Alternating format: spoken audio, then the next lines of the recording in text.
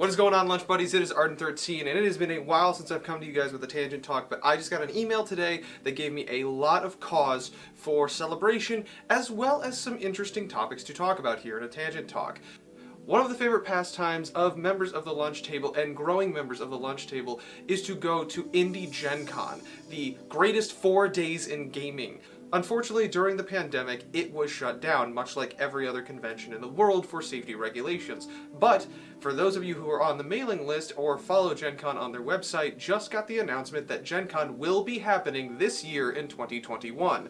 That is super duper exciting because finally we can get back to our 4 days of the greatest gaming convention in all of the world. All of this excitement, however, is met with a grain of salt. Gen Con is placing into effect a number of protocols and guidelines to make sure that Gen Con 2021 is the safest that it can be under the guidelines by the CDC.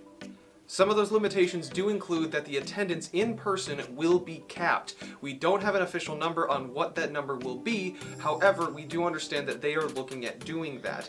Gaming will still be happening, but in a very limited capacity.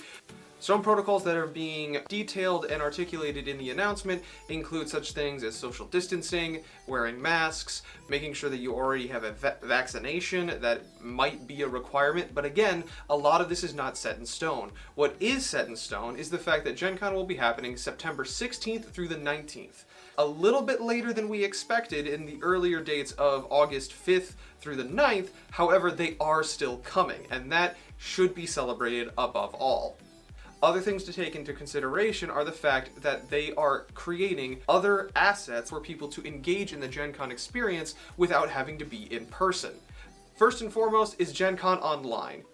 Gen Con Online is being repurposed from last year to create a more engaging and user-friendly experience to still get your Gen Con fix, but through an online supplement. This includes live streams, online stores, as well as online resources to communicate and live chat with other people who are attending Gen Con. The second asset that they are introducing, and probably one that I am most excited about because I am interested to see what they do with it, is Pop-Up Gen Con.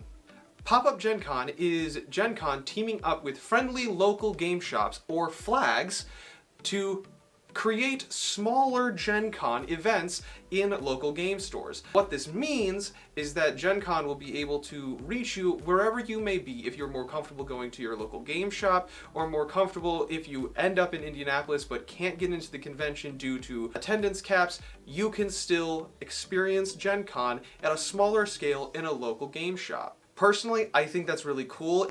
I'm a sucker for it. So I'm really excited to see what that looks like.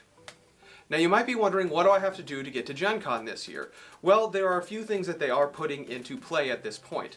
First and foremost, if you already have a badge from 2020 that you want to use now, they are allowing that to roll over, and you will have priority in making sure that you get your 2020 badge and your in-person attendance availability for Gen Con 2021.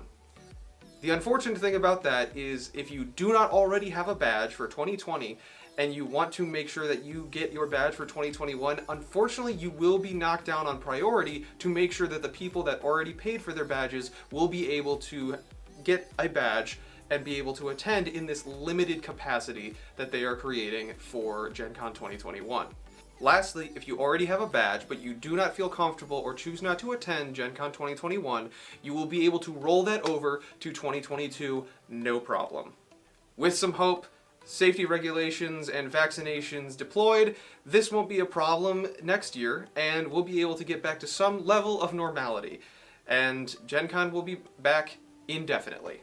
Regardless, Gen Con is back, and that is very, very exciting news. But what do you guys think? Let us know in the comments below something that you are excited about for Gen Con. Are you going to be in person? Are you going to try to be in person? Are you going to try to do the online supplement? Or maybe are you going to engage with the pop-up Gen Con experience? I know that I am more than likely gunning to be in person, but again, with the cap, I don't know necessarily how that is going to work out, and I'm going to try my very best. If I don't get to go to Gen Con in person this year, that's fine. I'll go to Pop-Up Gen Con, and I'll probably flutter around on the online supplement as much as I possibly can. I am just so excited that Gen Con is back. But that's all I got. Thank you guys again so much for joining me and popping in on this short, brief little tangent talk about Gen Con. Show some love for us in the comments below, hit all the bells, ring all the buttons, and show some love for Gen Con by reaching out to them and showing your support to make this happen. I'm at Arden13, I am still waiting on that ramen, and I am no longer waiting on Gen Con, and I will catch you guys in the next one. Peace.